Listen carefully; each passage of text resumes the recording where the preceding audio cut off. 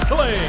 Oh yeah! Welcome everybody to another edition of Grind City Wrestling. That's right, I am Dustin Starr. And thank you for joining us wherever you're watching or wherever you're listening. Check out the archives, grindcitymedia.com/podcast. Last week, I talked to the Gun Show. Boom! Ahead of his big showdown on Beale Street, and we talked about the top 10 WWE finishers of all time. Go check that out in the archives. This week, it's all about the return of CM Punk. Ladies and gentlemen, it is bell time. Introducing first my co-host, my tag team partner. Allegedly, he's an A-lister. Ladies and gentlemen, E-Rock, Eric McMahon. There ain't no allegedly about it. I want to take this time to apologize for my absence last week, but HR threw some training at us here at the Memphis Grizzlies, and I forgot about it. Like, truth be told, it was my fault. Justin's like, you got to give me more than a 20-minute heads up, and I said, I should have given myself more than a 20-minute heads up. The reminder came across my phone, and I said, damn! No, you were too busy talking smack about Conor McGregor and the Miami Heat, but I digress. Let's introduce the third man in the trio, ladies and gentlemen. It is Devin Walker. Baby! I don't like this whole filter thing. I can't find a nice background, so I'm just over here struggling. How does this work? Well, while you figure that out, I will tell the people that you can follow E-Rock on social media at E_MacLife, and then also Devin's at Devin_Walker. 2, and of course, I am at Dustin Starr. What's up, guys? Hey, we got a lot of shit to talk about, bro. Let's get into it, because it's some shit going on that I want to poop on. Well, you're going to have your opportunity. First of all, I'm checking out this jersey that you have. Yeah, dude. You know what I'm saying? Show the people. Give the people what they want. My background's kind of blurred, so it might blur it out. But this is Chris Jericho. As you know, Chris Jericho's dad played for the New York Rangers back in the day. I didn't know that. 2000. Yeah. I think So I think in 2004, 2005, WWE did a run where they made a bunch of merch just around that. So this is the hockey jersey from that era. You know what I'm saying? The back says Y2J on it. You know what I'm saying? Yeah. That is the championship drip, baby. Oh yeah. Yeah, you know what I'm saying? We come heavy, man. I've been slacking lately. I haven't bought any wrestling pieces in a minute, but I'm about to get back on it. I promise you. Well, we do have a lot to get to, especially with the return of E-Rock, Eric McMahon. It is a huge week. I have posted this on Facebook. We've been talking about it, building it up, and it's finally here this Saturday, June 17th, the return of CM Punk. But before we get into it, E-Rock, what's the best wrestling that you watched all week? Well, I caught up on my Vice Dark Side of the Ring this week, which was super cool. Dude, that Chris Candido, Tammy episode. Dude, that is a tragic tale to say the least, right? Magnum TA was pretty good. Not as good as the Candido Tammy. But I want to digress because you guys need to go watch that if you haven't. I did. I watched the Chris Candido one this dude, week. What a train wreck. With Tammy. Stunning. It really makes you look, especially now that most of my wrestling career in ring is behind me. I look back and look at all the opportunities that I had that I could have really messed up. Oh, dude. And but it's a sad tale, top of the mountain to the depths of the valley, and obviously don't do drugs, everybody.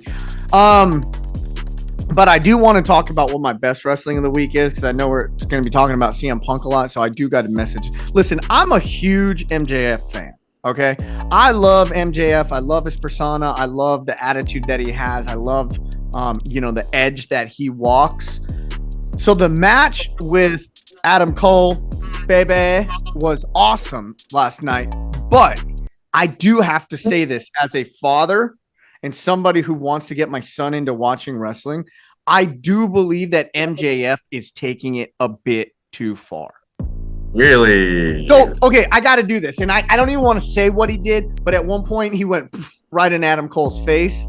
Yeah. Little much. And then the next time he had a straight arm bar, he started stroking the arm. And I'm like, listen, man, like it's funny once, but now when you're encroaching on that 2-3 times in a match, it's just too much. It's hard to explain. It's hard to overcome. You go from being like the dude I really wanted to like quit doing shock just for shock. Quit trying to just be that guy because you're good enough on your own. Your mic skills are amazing and your attitude and your persona speak for itself. I don't need that. Devin, what do you think? E-Rock, you never sounded so old in your life. No, and my son wasn't even watching. I just watch it. I'm gonna digress too. Okay, you guys know this, and I'm not crazy. Like if you watch like Game of Thrones, right? It's a great show. But like when they add the shock or something just for the simple sake of having the shock, picture this. It's gonna get a little graphic, right? But like two people are talking in the foreground, and then on like Game of Thrones, there's like a 30-person orgy going on right behind him, and you're like, this makes me feel a little uncomfortable watching it with my wife or watching it with friends. It just makes me feel a little, and that's how MJF I felt was or is getting to a degree. It's not old. I felt this way my whole life. All right, I'm about to show you something. This is for you, Eric. This is for you. Ready? Get off my lawn, E-Rock. Wait, Devin, you're doing too much. The way I feel about it, Eric, and that match is my best wrestling of the week because it was such a great match, right? Right, it was awesome. But, there we go, perfect segue. But for when you mentioned the sexual stuff, it's for me it takes me back to the attitude era that made me fall in love with wrestling. The risque, it's different. On the line.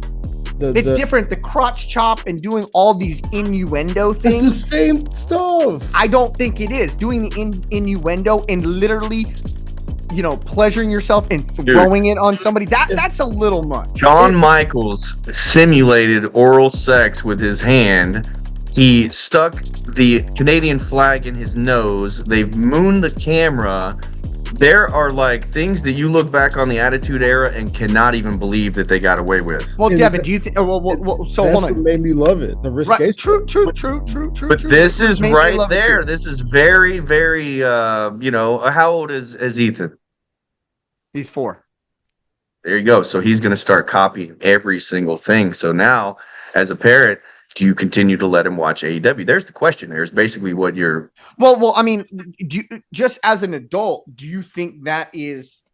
I'm not going to say appropriate because listen, it's whatever people want to see. I'm here for it, right? We're a free damn country. If the market is there for it, I'm just saying that I think that MJF and his bravado and his attitude and all these things, that has got him there. And I think the way he's switching it to a degree isn't needed. That's my point. Tweet us at Grind City Media. Let us know what you think. And Devin, you said the best wrestling that you watched all week was that match.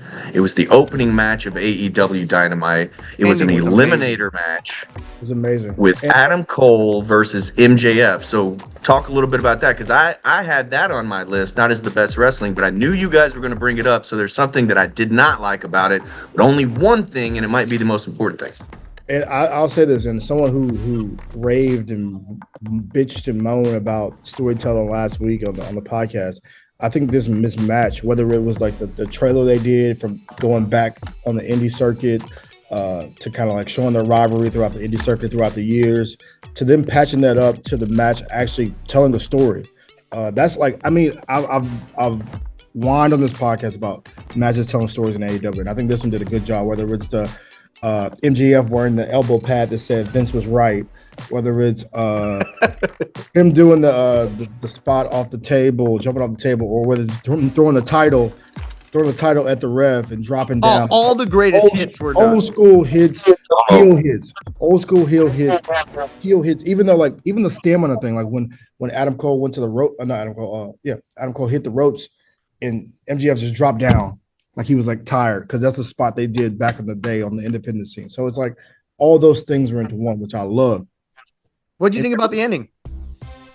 The ending is what I was like, I love it and I don't like it at the same time. I loved everything about the ending. Okay, let me rebook it real quick. There's one thing I would change is you cannot have the referee stop counting. He counted 1, 2, they rang the bell. It was almost so staged that referee should have counted that 3. That way that there's an argument. Wait a minute. You counted 3. Well, the bell rang. Time was out. Well, was it? Let's take a look at it. What's the official word? No. The bell rang before my hand hit. And I know that makes your champion get pinned, but it leaves us like, was he going to be the world champion? Instead, the referee, to me, and this is me, I was paid professionally to be a referee in the WWE developmental system. So if you are a referee and you are shooting, quote unquote, then you count that 3. I know why they didn't, because they didn't want MJF to get pinned, but you kind of got to in that situation because the referee looked like he looked dumb by stopping his count. That was my argument with it. I like that's so like technical, but yeah, like it's like someone who's been a ref. Why did he stop counting? Yeah, why did he stop? Why did he stop? And how do you stop the motion here? You don't. You Right. do not. If you are shooting, you're a referee in the cage, brother. You know as well as I do. There is no way. You would count that 3 and then hear the bell and go, wait a second, hold on. What was the time on that? Did my hand hit first or did that bell hit first? There's an argument. Now the people are all with it. And it's like, wait a second, did he beat him? Is there a new champion? Maybe Adam Cole gets the title, holds it up. Crowd goes wild. Oh my gosh, what is going on? Ladies and gentlemen, it has been determined by the referee that the bell rang before his hand hit the mat. Now we've got a rematch. So that's how I would fantasy book or rebook the finish of that match. I just have to say, though, from the standpoint of, the chicken shit heel getting like weaseling out of the situation was awesome. And then Adam Cole saying 5 more minutes, and then they went face to face just for him. And the way he slithered out. So old school independent wrestling. 5 more minutes. 5 and more then minutes. the way he even slithered out of the cage, like the nuances there were awesome. Yeah, so that very, very good stuff. I loved it, bro. Like, so, like, because I wouldn't like seeked out. Did you see the trailer, Eric, that they put out? I did not. It was like a 4-minute trailer of like the build up of everything they've been through. Was it on the broadcast? I don't think they ran it. It was on MJF's social. Oh, okay, I'll go check it out. It's Which brings me to the best wrestling that I watched all week. And I'm not even lying. There was a lot of really good wrestling. I could be a homer and say that it was wrestling on Beale Street or whatever the case may be. But check this out, guys. The CM Punk brand new promo video of him training and him talking about there's unfinished business and that he's got a lot to get off his chest. I know, Devin. Devin's doing the thumbs down. Trust me, I have, just looking at it from a wrestling fan's point of view, I am a big time mark for those video montages, the training and all that stuff. And then I get a little bit excited that I see that Punk looked like he was in shape. Didn't he, Eric? Punk looked like he was in shape. Never looked like he's in shape, but well, but I mean, watching the video montage, I got a little bit excited about the return of CM Punk. That video was the best wrestling that I watched all week. And I think it is because of a culmination. All this stuff that's happened behind the scenes that the average everyday wrestling fan probably does not know about. 7% of the population or less is on Twitter, and most of this stuff came across Twitter or dirt sheets or whatever. But it's the return of CM Punk. Do you guys care? Devin, I'll let you go first. You want me to go first? Yeah.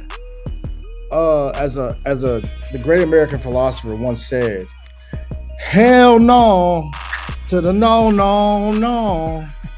I don't care 5-star. I've told you this once. I'm gonna tell you twice. I'm gonna tell you 3 times. Maybe you'll care when I tell you 5 times. I do not care about CM Punk coming back, dude. Like real quick, he's done it Eric. twice. All right. Yes. I'm gonna talk Devin off the ledge here. No. Hold on. Let me just tell you, at All Out on September 4th, Punk defeated Moxley to win his record-tying 2nd AEW World Championship. During the media scrum afterwards, all hell broke loose. Punk he definitely went sideways during the media scrum. There was a huge fight backstage with him and his buddies and the Bucks and Omega, and people were suspended and fired.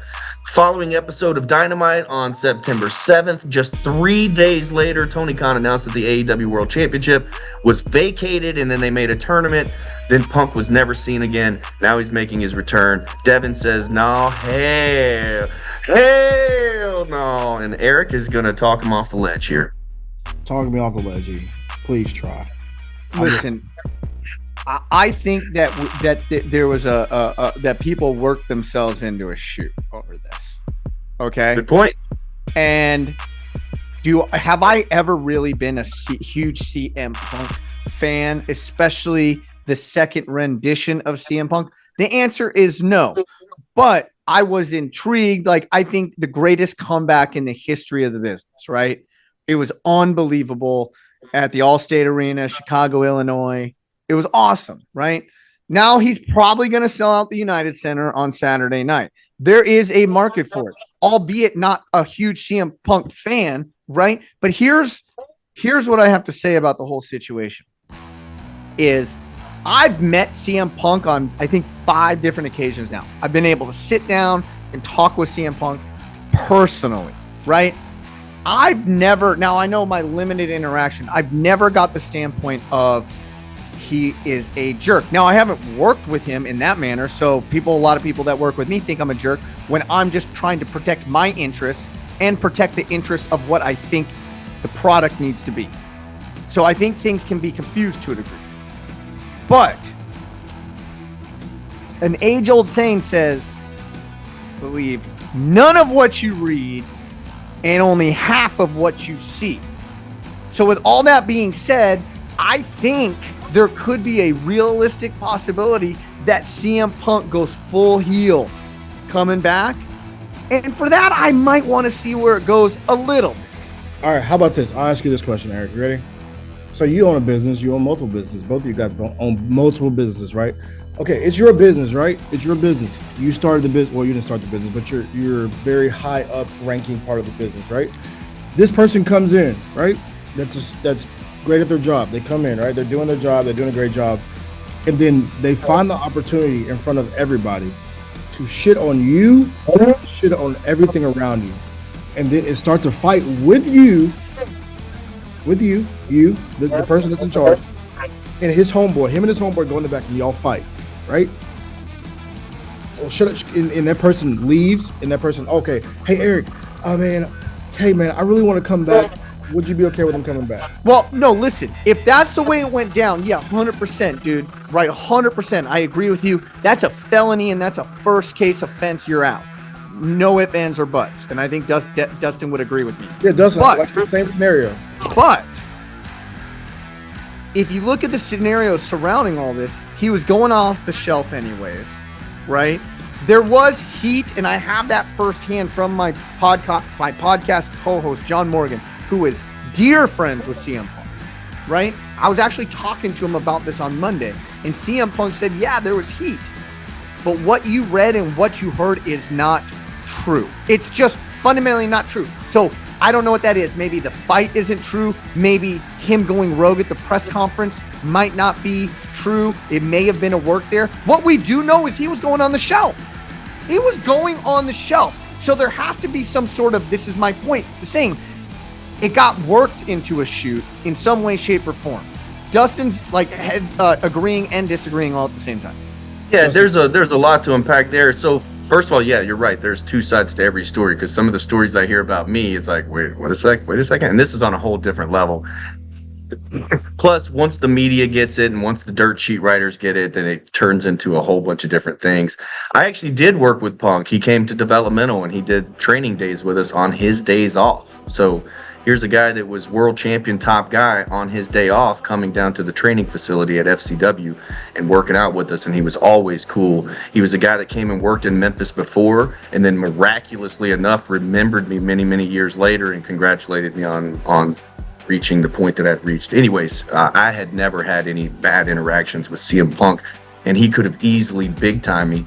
Them making the return in Chicago is so smart. It's such a marketing strategy to where that sold out United Center is going to tell fans all over the world, wait a minute, he's not such a bad guy. And then CM Punk can easily be a huge babyface. Because it's like the fans, or it could flip, but it's like the fans at the Wrestle Center. These 100, 200 fans inside the Wrestle Center, they tell the thousands around the world or whatever to cheer or boo a guy. So the United Center is going to do that for Punk. I did hear that the other markets are struggling for Collision, but then also you're asking the fans to buy another ticket. So now you've got Dynamite where you have to buy a ticket. I believe Rampage will be recorded there, so that's fine. But now you've got house shows where you have to buy a ticket. And then you've got pay-per-views you have to buy a ticket. And now another 2-hour program on Saturdays where you have to buy a ticket. But the bottom line, the reason that they're bringing CM Punk back, it is so simple. It's all about the money. They've left money on the table. You either pay him to sit at home or you pay him to sell merch, action figures, and all that kind of stuff. Buddy Jones on Facebook, real quick, says that he can't wait. MJF can only carry the company so far. So he feels like having Punk back is going to help out MJF. CM Punk did provide us all with an all-time great line last time. I'm hurt, I'm old, I'm tired, and I work with bleep children. Sam has the talking with his mouth full, though, dude, that just, I'm like, dude, it's the worst. Brutal. Sam says that he'll be watching more wrestling shows, means more options and more opportunities to watch wrestlers. Not only do I get to see CM Punk return, but I get to see Miro return, Andrade return, Thunder Rosa's going to return. And I said, well said. Very, very good stuff there. Buddy Jones, my favorite of all time, says Tony Khan should call Dustin Starr for advice on how to run and book. Guys, could you imagine what 5-Star could do with Punk, FTR, MJF, Bryan Danielson, Claudio, Wardlow, Hobbs, and more? Dude, who's this clown? I would love to write for Wait, AEW. who's that clown who wrote all that? Me? Who's that clown who wrote all that? There are others that say that they're not necessarily CM Punk fans, but they are excited to see something different coming. And so that's kind of how I am. Like, right? Like, I think CM Punk hasn't moved the needle for me. Early in his career, yes, moved the needle. Now, since his comeback, he hadn't moved the needle because I think the game kind of changed and maybe it left him behind a little bit. But the personality I do like, and the like I said, the return is probably the greatest in the history of this game. He needs something different. And that's the only reason can be excited a little bit, not all that much, a little bit. Because if he comes back and gives me something different, like imagine this. Sold out United Center, right? I know we're running short on time. Sold out United Center, and he comes in and cuts a heel ass promo on them. It could happen. All right, real quick. We are live. Here's what's coming up with Memphis Wrestling. This Saturday on Memphis Wrestling Television, we're live on Beale Street at Ghost River, presented by Orion Federal Credit Union. That was an absolute headache, but it was a ton of fun, and all the footage is going to air on a special, one-of-a-kind, unique edition of Memphis Wrestling this Saturday at noon. You can watch on demand anytime you want, all the episodes, and live tweet with us on Saturday at youtube.com/@MemphisWrestling. Sunday, June 25th, the Pope is coming to Memphis Wrestling. You can save $5 off your tickets by using the code word POPE at checkout. Also, Thursday, July 13th, New Albany, Mississippi. Ingomar baseball tag teams with Memphis Wrestling. Rocky the Rockin' Redbird will be there. It's a big fundraiser for Ingomar baseball. Then on Saturday, August 19th, Memphis Wrestling is tag teaming with the Pontotoc Run Club to fundraise for St. Jude. Man, it's Rumble on the Trail. I'll have some more information for you about that, but the funds go to St. Jude. You can get more information at championshipwrestlingmemphis.com. And alert, beep, beep, beep, beep, beep, beep. It is Father's Day weekend. Oh, yeah. It's Father's Day this weekend? Father's Day, brother. Heck yeah, this weekend. So we're going to have a huge sale on tickets. Devin, you know we always have a packed house. Always. Yes. We're putting these bad boys on sale for all the good big Papa Daddies out there. Oh, yeah. So stay tuned for that. E-Rock, real quick, what you got going on this weekend? Hone my craft. Reading all these books you see behind me. It did not. Devin, what do you got going on this weekend? I guess I'm watching CM Punk's stupid re-debut, and I'll do something for Father's Day. But do you think he can come back heel, Devin? You think? I mean, they already have shirts with him and FTR on it. They're selling them on AEW.com already. So it doesn't matter. He can come back as a heel. He won't, but he can. It's going to be CM Punk versus Samoa Joe, I believe, is what it's going to end up being. Yeah. Samoa Joe might kill him. I hope he kills him. One can only hope. Ladies and gentlemen, he is E-Rock, Eric McMahon, Devin Walker, baby, and I am Dustin Starr. Saying so long, everybody. And happy Father's Day to all the good ones out there. Happy Father's Day, Dustin. Happy Father's Day, E. Hey, Devin. Devin? Hold the fuck. He's the big bad booty daddy. Wow. See what I did there?